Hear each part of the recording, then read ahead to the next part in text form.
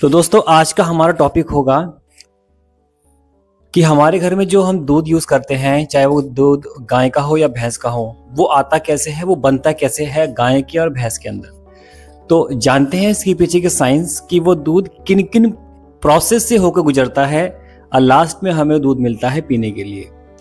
Okay, तो समझते हैं पीछे की साइंस क्या है। देखो, हम बात करेंगे गाय को लेकर के। देखो, गाय में क्या है कि जो वो चारा खा रही, चाहे वो हरी घास है, चाहे वो सूखा भूसा है, दाना है, चोकर है, फीड है, जो भी खाती है ना वो अपने पेट में लेके जाएगी। अब आपको पता नहीं होगा, किसी किसी भाई को पता होगा और किसी को नहीं पता होगा कि जो गाय भैंस होती है ना, इनके पेट के टोटल 4 भाग होते हैं। कितने भाग होते हैं? 4 भाग कौन कौन से हैं वो? पहला भाग होता है हमारा रुमेन, जो कि इंपॉर्टेंट रोल प्ले करेगा इस प्रोसेस में। अगला है रेटिकुलम, उससे 3rd नंबर पे है ओमासम और उसके बाद है एबोमासम। तो ये 4 पार्ट होते हैं गाय के पेट के। ऐसे नहीं कि एक पेट है तो जो कोई बात नहीं, जो प्रोसेस हमारा है यानी इंसानों का है वही उनका होगा, पशुओं का होगा।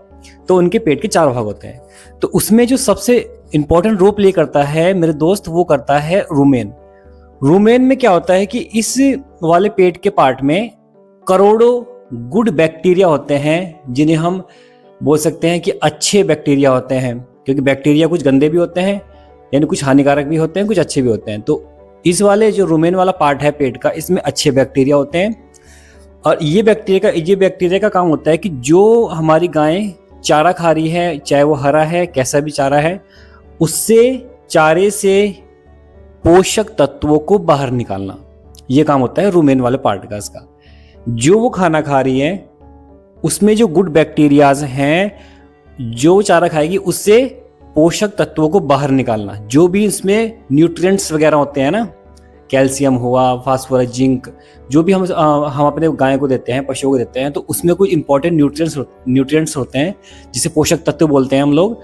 तो वो उनसे बाहर निकालना। अब ये पोषक तत्व कहाँ जाएंगे? ब्लड में जाएंगे। क्लियर है इतना? तो उसके बाद का प्रोसेस क्या है कि ब्लड से वही पोषक तत्व कहाँ जाएंगे? थन में जाएंगे। क्लियर? क्योंकि हम हैं या पशु हैं, हर एक पार्ट में ब्लड होता है। क्लियर है? तो थन में जाने के बाद थन में क्या होता है कि बहुत सारी अंदर ग्लैंड्स होते हैं। ठीक है, ग्लैंड्स होते हैं जिन्हें हम थैलियां बोल सकते हैं। और इन थैलियों में होते हैं, इनके अंदर होता है एल्वियोली। क्या होता है? एल्वियोली हम बोल सकते हैं कि एक तरह का टिश्यू भी बोल सकते हैं इसको, इस टाइप में होता है। तो ये भी पूरा एक थैली के आकार का होता है एल्वियोली। तो इसमें क्या होता है कि जो हमारे रक्त में, जो ब्लड में हमारे पोषक तत्व हैं, अब कौन से पोषक तत्व मुख्य भूमिका निभाएंगे इस प्रोसेस में? पहला है प्रोटीन, दूसरा है फैट, तीसरा है इसमें शक्कर, यानी शर्करा जिसे बोलते हैं हम लोग, लैक्टोज होता है।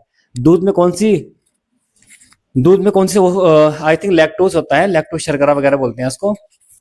तो प्रोटीन, फैट और शर्करा, तो इन तीनों के कॉम्बिनेशन, जब इन तीनों का कॉम्बिनेशन होता है किसमें? थन के अंदर। क्योंकि थन में क्या होता है? एल्वियोली, ये एक ग्लैंड टाइप में होता है। तो जैसे ही ब्लड इसमें जाएगा तो ब्लड से प्रोटीन, फैट और शर्करा को अलग कर देगा। अलग करने के बाद जो भी मिक्सचर बनता है उसका, उसे बोलते हैं मिल्क। तो ये है प्रोसेस कि कैसे कैसे मिल्क बनता है। ये पूरा प्रोसेस हमने समझा है कि कैसे कैसे आता है मिल्क हमारे हाथ के गिलास में। तो बहुत जटिल प्रोसेस है, हम बोल सकते हैं ऐसा। इतना आसान तो है नहीं, थोड़ा जटिल जो प्रोसेस है, जो क्रिया है।